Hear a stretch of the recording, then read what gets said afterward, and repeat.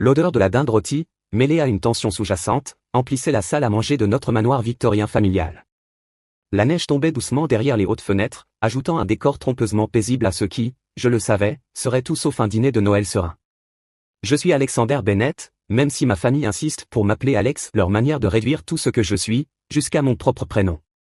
À 29 ans, je suis le plus jeune des 3 enfants et le seul à avoir choisi de rester dans la maison familiale après l'université, non par nécessité, mais par stratégie. Un fait que mon frère Timothy était sur le point d'apprendre à ses dépens. L'antique horloge grand-père sonna 6 heures alors que notre gouvernante, Maria, apportait le dernier des plats d'accompagnement. Elle croisa brièvement mon regard, un échange de connivence passant entre nous. Elle était ici depuis 30 ans, suffisamment longtemps pour avoir assisté à tous les drames familiaux, y compris celui qui s'apprêtait à se jouer ce soir. Alex, appela ma mère, Margaret, depuis l'extrémité de la table, essaie donc de te tenir droit. Les Henderson nous rejoignent plus tard pour le dessert. Sa voix portait cette note familière de déception perpétuelle, comme si ma posture, à elle seule, trahissait tout l'héritage des Bennett. Je redressai légèrement ma position, lissant la serviette sur mes genoux. Les Henderson, bien sûr la tentative maternelle de me caser avec leur fils, Bradley. Un autre, parti convenable, que j'aurais eu, selon elle, la chance d'attirer malgré mes « bizarreries », comme elle qualifiait mes choix de carrière. Timothy était assis en face de moi, sa femme Diane à ses côtés, tous deux habillés comme sortis tout droit d'un magazine de luxe. Il avait repris la société d'investissement de notre père il y a 3 ans, un poste qu'il n'avait ni mérité ni gagné. Mais dans notre famille, être l'aîné des fils primait sur des détails comme la compétence ou l'éthique. Ma sœur, Catherine, était assise plus loin, pianotant sur son téléphone malgré les regards réprobateurs répétés de mère. Elle avait dilapidé 2 fonds en fiducie et traversé 3 mariages, et pourtant, elle restait là, fille raisonnable, parce qu'au moins, elle tentait de se ranger. Avant de commencer, annonça père depuis le bout de la table, je pense qu'il est temps d'aborder l'éléphant dans la pièce. Il posa son verre de vin avec une précision étudiée. L'avenir de cette maison. Ah, voilà, c'était le moment que j'attendais depuis exactement 3 ans, 2 mois et 15 jours. Comme vous le savez, poursuivit-il, cette propriété appartient à la famille Bennett depuis 4 générations.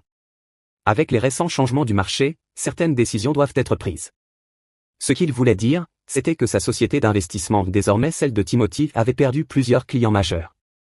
Des pertes du genre dont on chuchote dans les dîners au country club. Celles qui obligent à vendre des actifs. Timothy se pencha en avant, incapable de contenir son sourire narquois. Ce que père essaie de dire, Alex, c'est qu'il est temps pour toi de trouver ton propre logement. Nous allons vendre la maison. Je pris une petite gorgée d'eau, laissant le silence s'étirer. Ah oui? Ne fais pas l'étonner, intervint Catherine en levant enfin les yeux de son téléphone. Tu ne t'attendais tout de même pas à vivre ici indéfiniment. Certains d'entre nous ont de vraies familles à penser. Par « vraie famille », elle entendait son dernier fiancé et ses 3 enfants issus de 2 précédents mariages, le fiancé qui, sans qu'elle le sache, avait déjà dilapidé la majeure partie de ce qui restait de son fonds en fiducie dans une entreprise de location de yachts qui avait échoué à Miami. Le marché est très bon en ce moment, poursuivit Timothy, avec ce ton condescendant qu'il avait perfectionné depuis l'enfance. J'ai déjà plusieurs acheteurs intéressés. Des promoteurs haut de gamme, ils vont probablement tout raser pour construire des appartements de luxe. La main de mère vola à sa gorge. Raser? Mais Timothy, mon chéri, cette maison est juste une maison, maman, la coupa-t-il. Le progrès exige du changement. Et puis, Alex doit apprendre à se débrouiller seul. Tu as 1 semaine pour faire tes valises et partir. Je posai mon verre d'eau avec précaution. C'est intéressant, Tim. Dis-moi plus sur ces promoteurs. Il se rengorgea légèrement, toujours avide de démontrer ses compétences en affaires. Des entreprises prestigieuses. Prix fort, évidemment. Tu ne comprendrais pas la complexité de telles transactions. En fait, dis-je en attrapant ma mallette à côté de ma chaise, je comprends parfaitement. C'est pourquoi j'ai demandé à mon équipe de les examiner minutieusement il y a 3 mois lorsqu'ils m'ont contacté en premier. La pièce se figea. Ton équipe? La voix de père portait la première note d'incertitude que j'avais entendue depuis des années. Je souris en sortant un dossier épais. Oui, mon équipe juridique. Ils étaient très préoccupés par les antécédents de fraude de ces acheteurs potentiels, surtout compte tenu de ma position en tant que propriétaire de la propriété. La fourchette de Timothy tomba contre son assiette. De quoi tu parles? Oh, j'ai oublié de mentionner. Je posai l'acte de propriété sur la table. J'ai acheté cette maison il y a 2 ans. Par l'intermédiaire d'une société de portefeuille, bien sûr, lorsque la succession de grande-tante Adélaïde a été réglée. Impossible, sans porte-à-pair. La maison était bloquée dans la fiducie familiale. Elle n'était pas à vendre. La fiducie sur laquelle tu as emprunté à plusieurs reprises pour couvrir les pertes de la société, répondis-je en haussant un sourcil, celle-là même dont tu as fait défaut au printemps dernier. La banque était ravie de vendre à un acheteur disposant d'actifs liquides et d'un excellent crédit. Ils ont particulièrement apprécié mon offre au comptant. Le visage de mère était devenu livide. Le téléphone de Catherine glissa de ses doigts.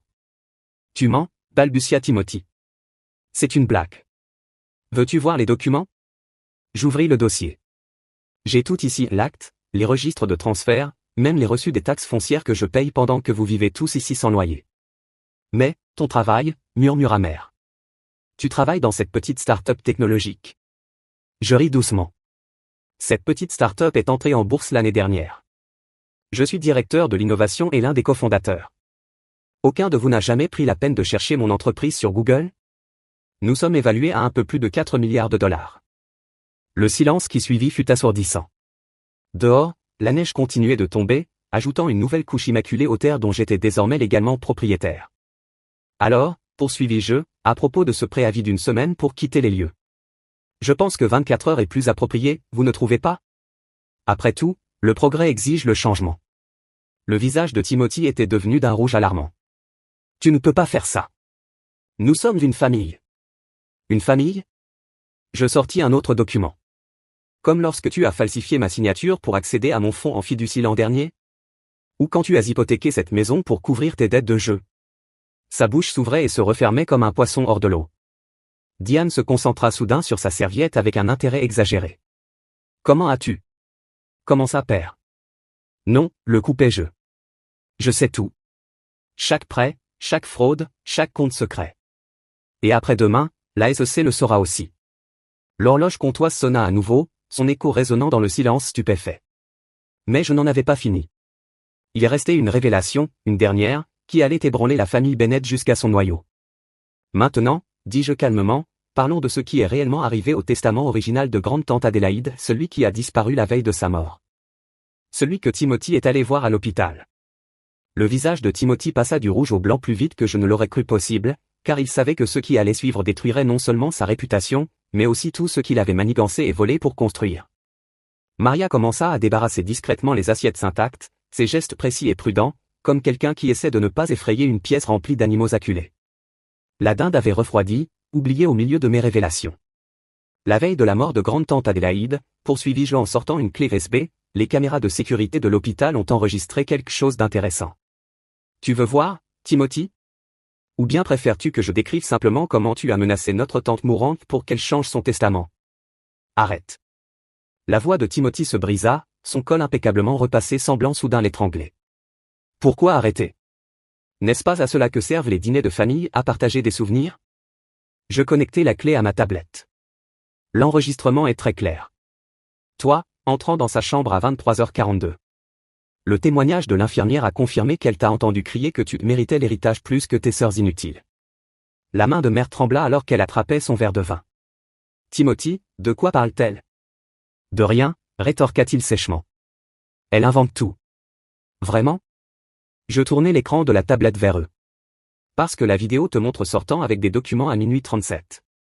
Et exactement 6 heures plus tard, tante Adélaïde était morte. Le testament original mystérieusement disparu. Le nouveau, signé à la hâte dans des circonstances suspectes, te léguait tout. Catherine était devenue parfaitement immobile. L'héritage, l'argent que tu m'as prêté pour mon divorce, était volé, demanda-t-elle. Je terminai pour elle, tout. De la succession, de mon fonds en fiducie, de la valeur nette de cette maison. Timothy a monté une pyramide financière pendant des années, utilisant les actifs familiaux pour couvrir ses pertes en bourse. Diane se leva brusquement, sa chaise raclant le parquet. J'ai besoin d'air. Assieds-toi, dis-je fermement. Tu l'as aidé à falsifier les documents. La SEC a aussi tes signatures. Elle se rassit, le visage vidé de toute couleur. Tu nous as espionnés? La voix de père exprimait plus de perplexité que de colère. Ta propre famille? Non, père. Je me protège, depuis que j'ai trouvé le testament original dans le coffre-fort de Timothy, il y a 3 ans. La tête de Timothy se releva d'un coup. Tu es entré par effraction dans mon bureau? En fait, c'est ta secrétaire qui m'a laissé entrer. Tu te souviens de Linda? celle que tu as licenciée pour incompétence quand elle a menacé de révéler ta liaison avec la chargée des investisseurs. Je souris légèrement. Elle travaille pour ma société tech depuis et elle tient d'excellents dossiers. Le bruit du verre de vin de mer se brisant sur le sol fit sursauter tout le monde. Maria se dirigea pour le ramasser, mais je levai la main pour l'arrêter. Laisse, dis-je doucement. En fait, Maria, pourquoi ne pas prendre le reste de ta soirée? Avec plein salaire, bien sûr.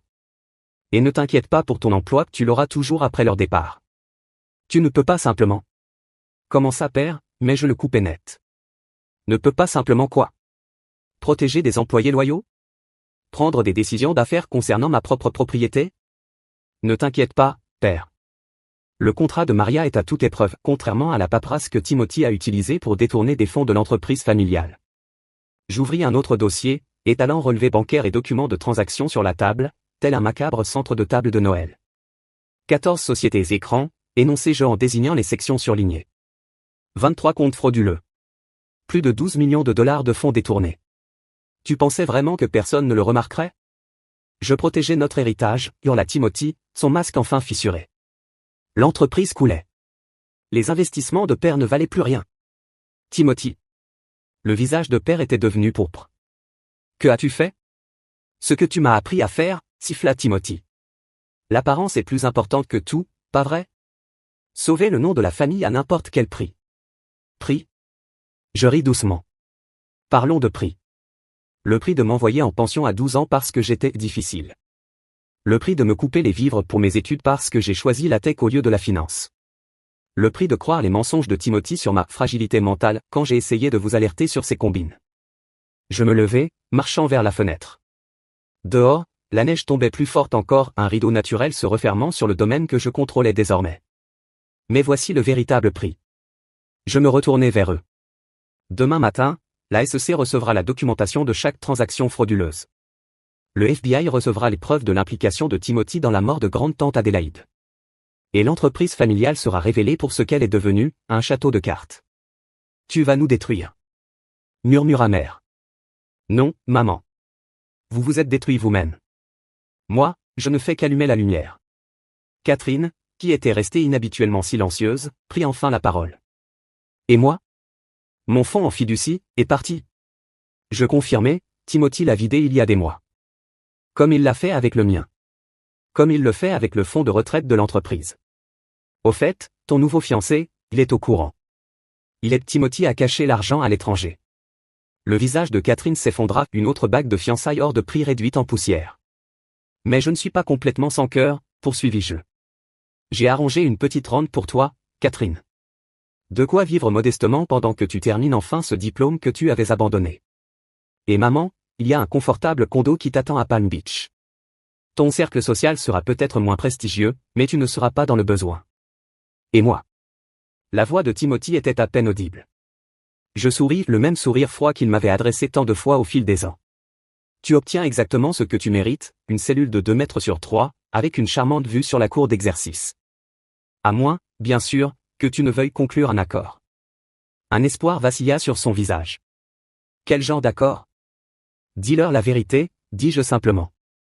Toute la vérité. À propos d'Adélaïde, de l'entreprise, de chaque combine et mensonge. Donne-leur une forme de clôture avant de partir. Timothy regarda autour de la table nos parents pétrifiés, sa femme tremblante, Catherine en larmes. Pour la première fois de sa vie, il n'avait plus aucune carte à jouer. Ça a commencé il y a 6 ans, commença-t-il, la voix tremblante, quand père m'a nommé PDG. Mais ce qu'il révéla ensuite allait ébranler les fondations de notre famille encore plus que mes révélations précédentes. Car les crimes de Timothy allaient bien au-delà de l'argent, ils touchaient au cœur même de ce qui avait déchiré notre famille des décennies auparavant. La confession de Timothy se déversa comme du poison d'une vieille plaie, chaque mot faisant tressaillir notre mère, vieillir notre père et accélérer les larmes de Catherine. L'entreprise était déjà en faillite quand père m'a nommé PDG, poursuivit-il en fixant ses mains. Ses investissements dans le pétrole avaient fait naufrage, l'aventure immobilière à Dubaï était un désastre. Mais on a maintenu les apparences, en utilisant le fonds en fiducie d'Adélaïde pour combler les trous. L'argent de ma sœur. Murmura père. Tu as volé à ma sœur. Tu m'as bien formé, père, ricana Timothy d'un rire creux. Tu te souviens quand Alex avait 12 ans et qu'elle a découvert ses irrégularités dans les comptes familiaux? Je me suis souvenu. C'était la raison pour laquelle il m'avait envoyé en pension. Enfant difficile a besoin de discipline, disait-il. En réalité, j'avais découvert leur premier stratagème de fraude financière. Mais ce n'est pas le pire. La voix de Timothy baissa d'un ton. La nuit où Adélaïde est morte, elle savait tout. Elle avait engagé un expert comptable judiciaire, elle comptait tous nous dénoncer. Le visage de maman devint d'une blancheur de craie. Nous tous? Dis-leur, père, les yeux de Timothy brillaient d'un éclat étrange, presque fiévreux. Dis-leur qui a vraiment commencé tout ça. Qui m'a appris à créer des sociétés écrans, à dissimuler des avoirs, à manipuler les comptes. Père se leva si brusquement que sa chaise bascula en arrière. Tais-toi. Non, intervins-je. Laisse-le finir. Même si je sais déjà. J'ai trouvé tes anciens dossiers, père, ceux cachés dans le faux fond de ton tiroir de bureau. Des documents qui remontent à 30 ans. Catherine poussa un petit gémissement brisé. Papa. C'était pour la famille. La voix de père se brisa. Tout ce que j'ai fait, c'était pour maintenir notre position. Notre nom? Y compris m'envoyer loin, demandai-je doucement. Y compris croire Timothy quand il disait que j'étais instable? Retourner toute la famille contre moi quand j'ai essayé de vous avertir de l'effondrement de l'entreprise. Tu étais trop intelligente, murmura-t-il. Trop perspicace, tout comme Adélaïde. La vérité flottait dans l'air comme une fumée âcre, nous étouffant tous. Alors quand elle a menacé de vous dénoncer. Poursuivis-je, Timothy s'en est chargé. Exactement comme tu lui as appris à gérer les problèmes. Mais il a été négligent, il a laissé des preuves. Je sortis un dernier document, un rapport hospitalier montrant des taux élevés de potassium dans la dernière analyse de sang d'Adélaïde, des taux inexplicables compte tenu de son état. Tu étais au courant, père? Tu savais que ton fils était passé de la fraude au meurtre? Maman quitta la pièce en courant, le bruit de ses vomissements résonnant dans le couloir. Diane restait figée, sa manucure coûteuse enfonçant des croissants de lune dans ses paumes. Je n'ai pas. Père recula d'un pas, Timothy, dis-moi que tu n'as pas. Le nom de la famille. La voix de Timothy était étrangement calme maintenant. Par-dessus tout, protéger le nom de la famille. Tes mots, père. Tes leçons. Je me levai, rassemblant mes documents. La police sera ici dans environ 10 minutes. Je les ai appelés avant le dîner. Tu nous fais arrêter, le soir de Noël? La voix de Catherine monta dans les aigus, hystérique. Non, Catherine. J'ai fait arrêter Timothy et père. Toi et maman, avez d'autres conséquences. Je lui tendis une enveloppe. Le bail de ton nouvel appartement. La première année est payée. Avec les papiers d'inscription au collège communautaire le plus proche de ton nouveau domicile. Il est temps de construire une vraie vie. Elle prit l'enveloppe d'une main tremblante. Pourquoi m'aider? Parce que tu as été une victime aussi. Gâté et encouragé, oui. Mais pas criminel. Pas comme eux. Le son des sirènes se rapprochait au loin. Timothy fit un mouvement vers la porte, mais je sortis mon téléphone. La maison est encerclée. Mon équipe de sécurité est en place depuis le début de la soirée. Une équipe de sécurité? Diane parla enfin. Vous pensiez vraiment que j'allais affronter des fraudeurs et un meurtrier sans protection? Je souris légèrement. J'ai appris quelque chose de cette famille, après tout, toujours avoir un plan de secours. La porte d'entrée s'ouvrit et des pas lourds résonnèrent dans le couloir. 2 inspecteurs de police entrèrent dans la salle à manger, suivis d'agents du FBI. Monsieur Bennett? Monsieur Timothy Bennett, annonça l'inspecteur en chef. Vous êtes en état d'arrestation pour fraude financière, détournement de fonds, et, dans votre cas, Timothy, pour le meurtre présumé d'Adélaïde Bennett. Alors qu'on leur lisait leurs droits, maman revint, s'appuyant lourdement contre l'encadrement de la porte. Je m'avançai vers elle et lui tendis une autre enveloppe. Le condo à Palm Beach, dis-je doucement. C'est paisible, loin de tout ça. Il y a assez d'argent sur le compte que j'ai ouvert pour que tu vives confortablement, sans extravagance. Pourquoi? Murmura-t-elle, après tout ce que nous t'avons fait. Parce que la haine demande trop d'énergie. Et je préfère utiliser la mienne à construire quelque chose de nouveau. Alors qu'on emmenait père et Timothy menotter, je me dirigeai vers la fenêtre, regardant la neige recouvrir leurs empreintes, effaçant toute trace de leur passage sur ma propriété. 3 mois plus tard, je me tenais dans la même salle à manger, mais tout avait changé. Les lourds rideaux avaient été remplacés par des panneaux modernes et légers. Les portraits oppressants des austères ancêtres Bennett avaient cédé la place à des œuvres d'artistes locaux. La pièce était remplie de lumière, d'air, et du rire des enfants. J'avais transformé le manoir en centre d'éducation technologique pour les jeunes défavorisés. Les mêmes pièces qui accueillaient autrefois des dîners familiaux glaciaux hébergeaient désormais des cours de programmation, des ateliers de robotique et des séminaires d'entrepreneuriat. Maria gérait toujours la maison, mais désormais en tant que responsable des opérations du centre, avec tous les avantages et un salaire à la hauteur de sa véritable valeur. Catherine avait terminé son premier semestre au collège communautaire avec la mention très bien. Elle étudiait le travail social, déterminée à aider d'autres familles à éviter nos erreurs. Maman trouvait la paix à Palm Beach, faisait du bénévolat dans une bibliothèque locale et, à ma grande surprise, révélait un talent de conteuse pour enfants. Timothy et Père purgeaient leur peine, 20 ans pour Timothy, 12 pour Père. Diane avait demandé le divorce et collaboré avec la justice, obtenant l'approbation en échange de son témoignage. L'entreprise familiale avait été dissoute, ses actifs légitimes servant à indemniser les victimes de leur fraude. Le nom des Bennett n'avait plus de poids dans les cercles financiers, mais je bâtissais un nouvel héritage fondé sur l'innovation, l'éducation et la valeur réelle. Je m'assis dans mon bureau, autrefois celui de mon père, lisant la dernière mise à jour du directeur du centre éducatif. Les inscriptions avaient doublé. Notre première promotion d'élèves en codage recevait déjà des offres d'emploi. Mon téléphone vibra, un message de Catherine, j'ai eu mes résultats de mi-semestre. Encore que des A. Merci pour cette seconde chance. Je souris, regardant par la fenêtre les enfants jouer dans la neige, leur rire remplaçant les échos des vieilles disputes et des mensonges plus anciens encore. Sur mon bureau trônait une petite photo de grande-tante Adélaïde, ses yeux pétillants du même amour pour la vérité et la justice qui lui avaient finalement coûté la vie mais qui avait aussi, enfin, apporté le changement. La maison est toujours dans la famille, dis-je doucement à sa photo. Juste une autre sorte de famille, maintenant. Une meilleure. La neige recommença à tomber, mais cette fois, elle avait un goût de renouveau plutôt que d'ensevelissement. J'avais appris que parfois, la meilleure revanche n'est pas de détruire ce que les autres ont construit mais de bâtir quelque chose de meilleur à sa place. À la tombée de la nuit, je parcourus les couloirs de ce qui était désormais le centre d'éducation technologique Bennett, écoutant les bavardages joyeux des derniers élèves quittant les lieux. Dans la salle à manger, un groupe d'adolescentes achevait un projet de codage, leurs ordinateurs portables occupant le même espace où, ce dîner de Noël funeste, les illusions de ma famille avaient volé en éclats. L'une d'elles leva les yeux. Mademoiselle Bennett? Vous pouvez nous aider avec cet algorithme? Je m'assis à la table, exactement à la même place qu'il y a 3 mois, mais cette fois entouré d'espoir et non d'hostilité. Bien sûr, répondis-je en souriant. Construisons quelque chose d'extraordinaire. Car c'est ça, le véritable pouvoir, non pas la capacité de détruire, mais la force de créer quelque chose de nouveau à partir des cendres de ce qui fut perdu. Et c'est ainsi que j'avais enfin trouvé mon véritable héritage. Avant d'aller à la réunion du conseil d'administration, je fis un arrêt crucial. Le petit café de Wack Street avait exactement la même allure qu'il y a 15 ans. Martha, la meilleure amie de ma grand-mère et ancienne responsable de la comptabilité de Bennett Industries, était assise à notre table habituelle dans le coin. Je me demandais quand tu passerais aujourd'hui, sourit-elle, en me tendant une tasse de café. À 78 ans, ses yeux étaient toujours aussi perçants. C'est le moment, n'est-ce pas? J'acquiesçai en m'installant sur la chaise.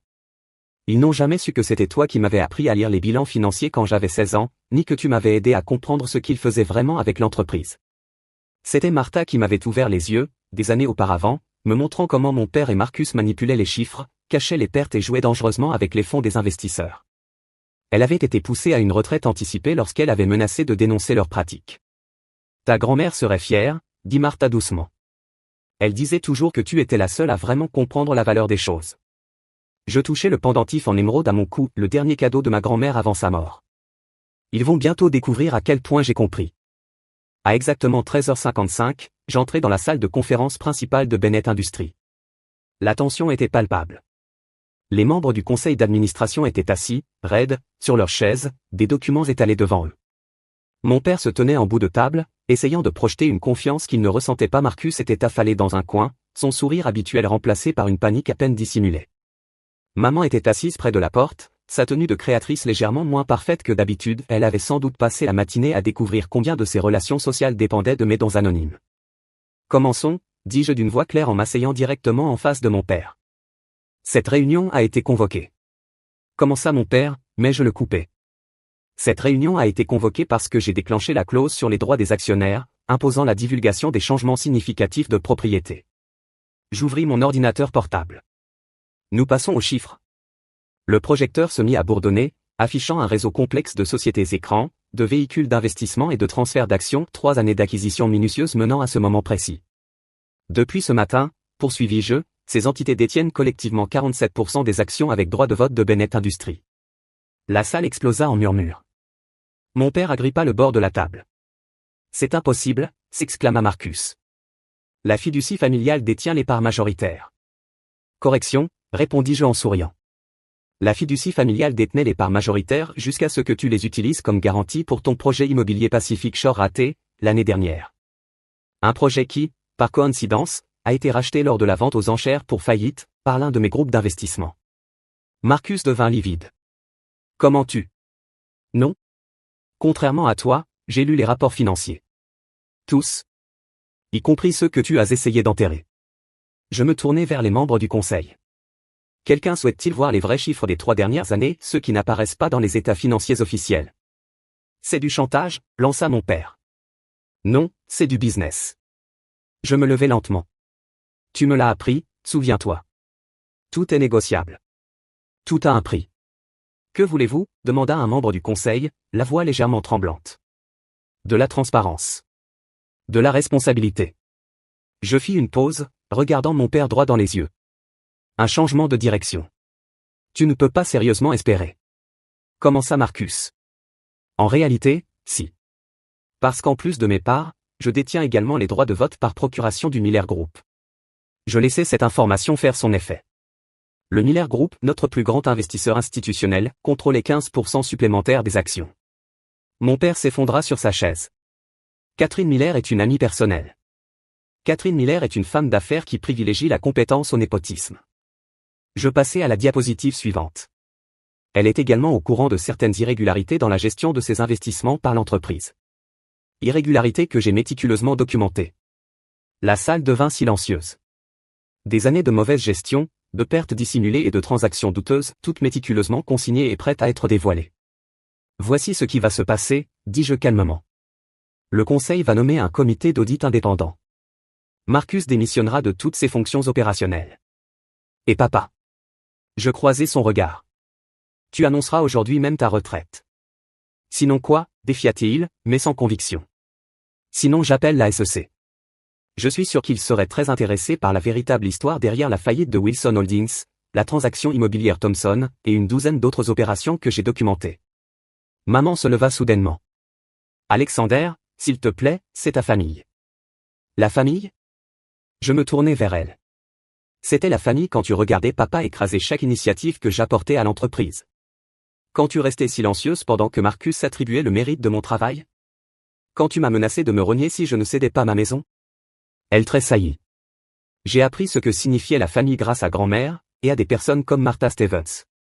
Tu te souviens d'elle, n'est-ce pas, papa? La comptable que tu as évincée parce qu'elle refusait de maquiller les comptes. Le visage de mon père se crispa. Martha, elle t'aide? Elle m'a appris à voir ce qui se passait réellement dans cette entreprise. Et maintenant, tout le monde va le voir aussi. Je distribuai des dossiers à chaque membre du conseil. Voici ma proposition formelle de restructuration de Bennett Industries. Vous y trouverez la véritable situation financière de l'entreprise, pas celle présentée dans les communiqués officiels.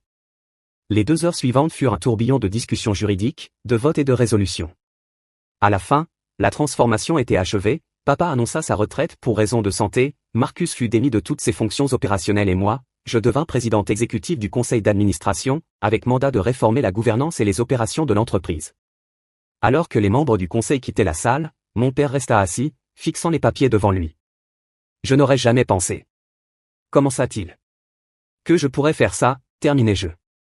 C'est ça, le problème depuis le début. Que va-t-il se passer maintenant? Demanda Marcus, son arrogance enfin brisée. Maintenant, tu conserveras tes actions mais sans aucun contrôle opérationnel. Papa profitera d'une retraite confortable, à condition de rester à l'écart des affaires de l'entreprise. Et maman? Je me tournai vers elle. Le financement de la fondation est assuré, mais son conseil sera géré de façon indépendante. Et le manoir? Demanda-t-elle doucement. Garde-le. Considère-le comme un rappel que, parfois, l'enfant que l'on sous-estime le plus devient celui auquel on doit rendre des comptes. Je rassemblai mes affaires et m'arrêtai à la porte. Oh, et Marcus. J'ai acheté ce matin le Thomson Development Group. Ils étaient ravis de vendre quand ils ont compris à qui ils avaient affaire. Le soleil se couchait lorsque je rentrais chez moi dans cette maison que j'avais refusé de vendre, celle qui avait tout déclenché. Martha m'attendait sur mon perron, une bouteille de champagne à la main. Ta grand-mère t'a laissé une lettre, dit-elle en sortant une enveloppe de son sac. Elle m'a demandé de te la remettre quand le moment serait venu. Je pense que c'est aujourd'hui. La lettre était courte, écrite de la main élégante de ma grand-mère. Mon cher Alexander. Je t'ai vu devenir quelqu'un d'extraordinaire, quelqu'un qui voit au-delà des apparences. Le pendentif en émeraude que je t'ai donné n'est pas qu'un bijou, c'est la clé d'une fiducie que j'ai créée il y a des années, et dont ton père ignore tout. Martha t'expliquera tout. Tu as prouvé que tu sais construire des choses. À présent, montre-leur comment bâtir quelque chose de mieux que ce qu'ils ont jamais imaginé. Avec tout mon amour. Grand-mère. Je touchai à nouveau le pendentif, comprenant enfin. Martha sourit. Prêt à découvrir le véritable héritage de ta grand-mère? J'acquiesçai en ouvrant ma porte pour l'accueillir, car parfois, la meilleure revanche n'est pas de tout détruire, mais de bâtir quelque chose de nouveau sur les cendres de ceux qu'ils n'ont jamais su apprécier. Et quant à cette maison qu'ils voulaient tant que je vende, ça n'a jamais été à propos de la propriété. C'était à propos de tenir bon, de refuser d'être encore une fois mis de côté. Le lendemain matin, un unique email fut envoyé à tous les employés de Bennett Industries. Le changement n'est pas toujours confortable, mais il est souvent nécessaire. Ensemble, nous allons construire quelque chose d'extraordinaire. Et cette fois, chaque voix comptera. Cordialement, Alexander Bennett. Président exécutif. Bennett Industries. Parfois, les plus grandes victoires ne viennent pas des batailles que nous gagnons, mais des leçons que nous transmettons. Ma famille avait passé des années à m'apprendre que je n'étais pas à la hauteur. Au final, je leur ai montré que j'étais bien plus qu'ils n'auraient jamais imaginé. Et cette maison qu'ils voulaient tant, je crois que je vais la garder. Après tout, elle offre une vue parfaite sur la tour Bennett Industries, un rappel quotidien que, parfois, la meilleure réponse à « nous ne voulons pas de toi » est de devenir la personne qu'ils ne peuvent plus ignorer. Martha leva son verre de champagne. À ta grand-mère. À l'avenir, corrigez-je en souriant. Et à se souvenir que certaines choses ne sont pas à vendre. Ni les maisons, ni les principes, et certainement pas l'estime de soi. Le soleil se couchait sur la ligne d'horizon de la ville, peignant le ciel de nuances de victoire. Demain apporterait de nouveaux défis, de nouvelles opportunités pour transformer l'entreprise. Mais pour l'instant, assis dans cette maison que j'avais refusé d'abandonner, j'étais exactement là où je devais être, car parfois, la meilleure revanche n'est pas la revanche. C'est leur montrer exactement qui vous êtes devenus pendant qu'ils étaient trop occupés à vous sous-estimer. Et je ne faisais que commencer.